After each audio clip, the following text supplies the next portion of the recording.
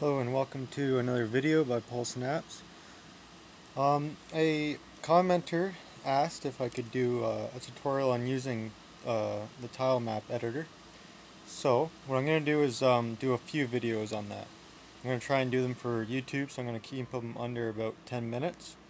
So the first one I'm going to do today is going to be about just downloading the tile map editor, and then we're going to create some tile sheets, okay, using Photoshop. So the first thing we're going to do is look at the website. It's called mapeditor.org. You can see it up here, mapeditor.org. So, and that brings us to this website. Now we have a couple options here. The one download that they keep on releasing new things for is the Qt. They're at 4.1 right now. So this is the application built, this one we can download one built for the Mac. And our other option is down is the Java version, okay? And the Java version is at 0.72 source. But what I like to use, it totally depends. A lot of people use this Qt version. I don't particularly like it. I used it for a while and I couldn't do everything I wanted to do with it.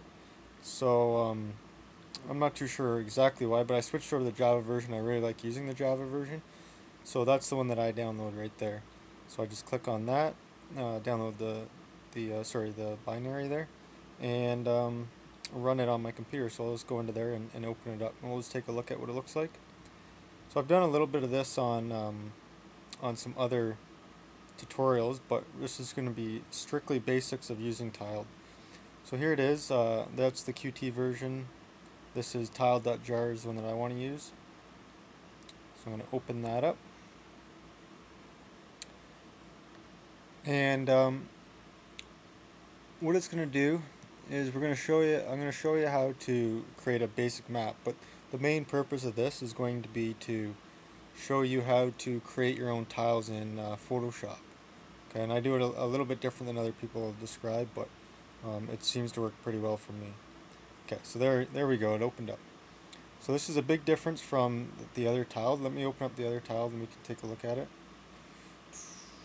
Okay. Okay, so this is the tiled Qt version.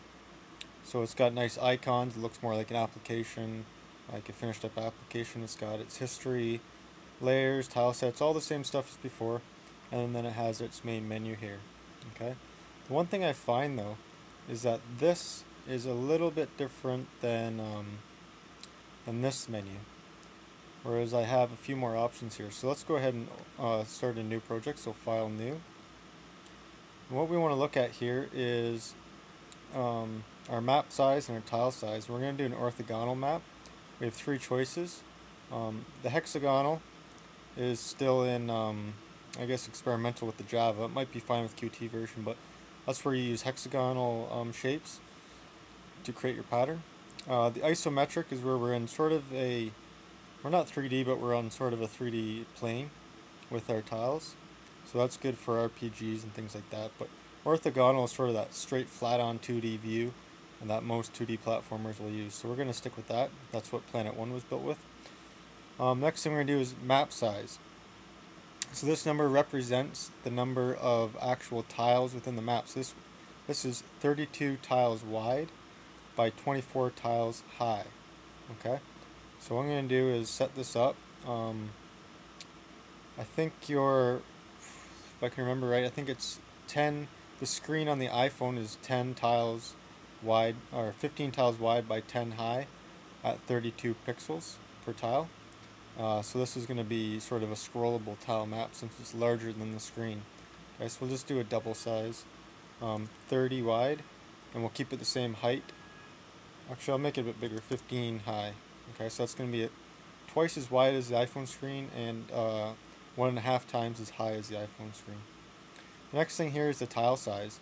This is important that we set this and then remember what we set it to.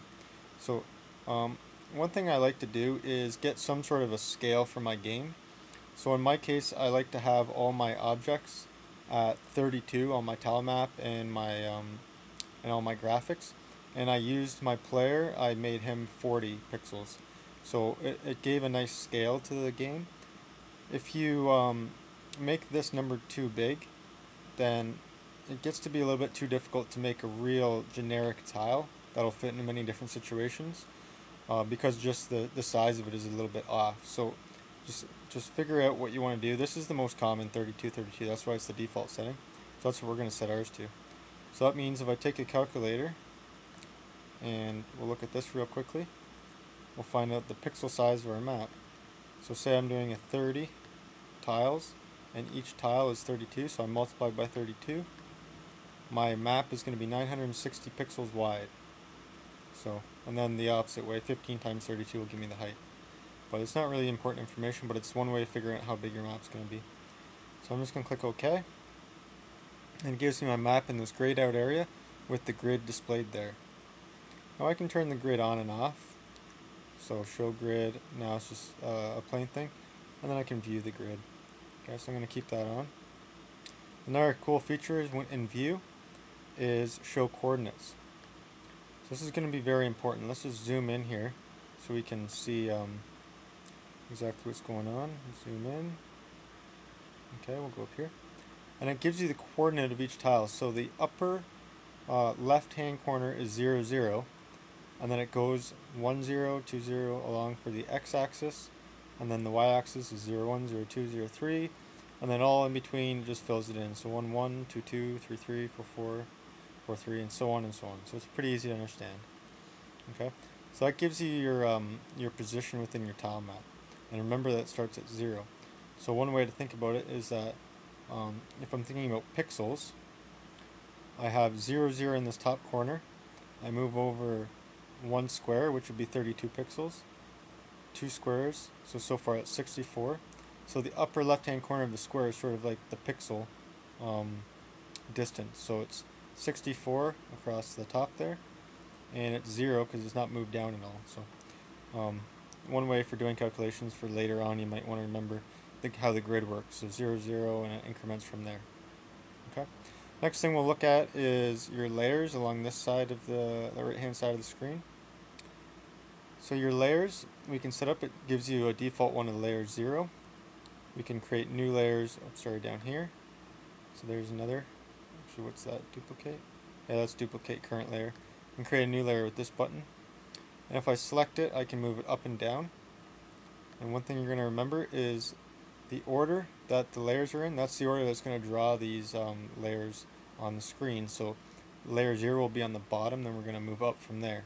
Okay. So say I wanted to put some tiles down on layer 0, say maybe a nice background tile, and then I wanted to have some accented things that sort of are overlapping the background. I could create a new layer on top of layer 0, say layer 2, and put these tiles on layer 2, and then they're going to be over top of any tile that's on layer 0. So hopefully that made sense. It's a way of layering your things, similar to Photoshop where we create layers. Anything on the top of the layer stem is going to be on top of any of the objects. So it goes in that order of layering. I can delete layers just by simply clicking delete button, and create new layers or duplicate from there. Okay. Another thing I can do is change the opacity of the layer. Now, when we're bringing this into Cocos2d, this setting does not actually come through into when it draws the tile map. We have to actually set that ourselves in the code, but this does help when we're actually laying out our layers. So if we have overlapping layers, I can change the